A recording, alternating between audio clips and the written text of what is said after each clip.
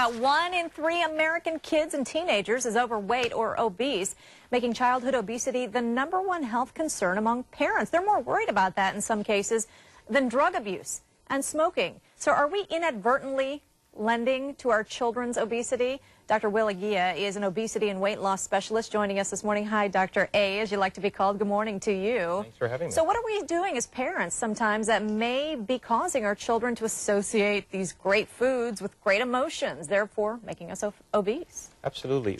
Parents are the example. That's the one thing you have to remember.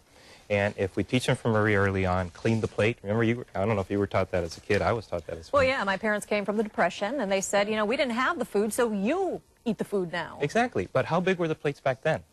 They were much smaller.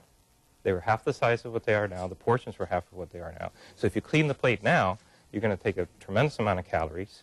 Plus the fact that we also used to tell them, hey, you know, if you don't clean your plate, you're not going to get dessert, right?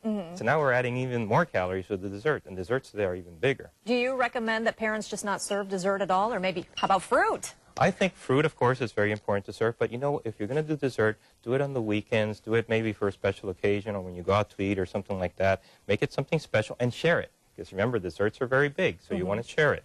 But more importantly is let kids eat until they feel satisfied.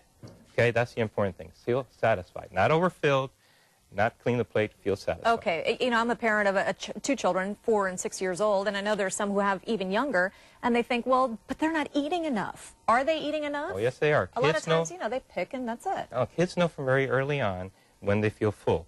But also, if they're picking a lot at dinner time or at lunchtime, be careful, because what kids do is they graze all day long, and that's not good either. We're teaching them to do that as adults, too. And this is another issue why we have obesity. All right, one of the problems is that kids sometimes turn to food to make them feel calm. That's why a lot of adults do. It makes you feel good when you're stressed out. How do you encourage them to do something else or not to do that? Well, kids don't turn to food to feel calm. They learn that from their adults, from their parents. And if they see dad, you know, sitting in front of the TV, eating a bag of chips while watching TV because he's had a stressful day, kids are going to learn to do that. And then when they grow up, or when they get stressed, or they go to college and they're facing a situation where they have a lot of stress, they're going to make that same connection. And you speak from experience. Absolutely. I was obese myself. Not only am I a surgeon and operating people who are obese, but I suffered through it too for 10 years. I was a binge eater. And I learned a lot of what I teach other people and other patients, and what I wrote in Why I Don't Lose Weight, because I lived it. So what did you do to lose the weight, and what can we tell our children when it comes to the snacks and the sweets? I learned to disassociate food with emotion. It took some time, but it's doable. It's absolutely doable. And the way I did that was finding out what the triggers were that caused my anxiety and my depression. This is what I call the cycle of obesity. When we start to learn to medicate ourselves with food to control our anxiety and depression, then we overeat. That overeating causes increasing guilt. That increasing guilt is going to cause us to give us more anxiety, more depression, more overeating. And now we're in a cycle. And now to break the cycle, you're actually going to hit the triggers.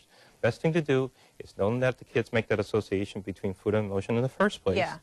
And therefore you don't get into the cycle later on. If they do something great, don't give them a cookie, according to Dr. A, and also make outdoor activities a part of your family life. I have a friend who every night before bedtime, they go on a bike ride with their son. Why I Don't Lose Weight from Dr. Aguila. You can pick it up online. Thanks so much for joining us this morning.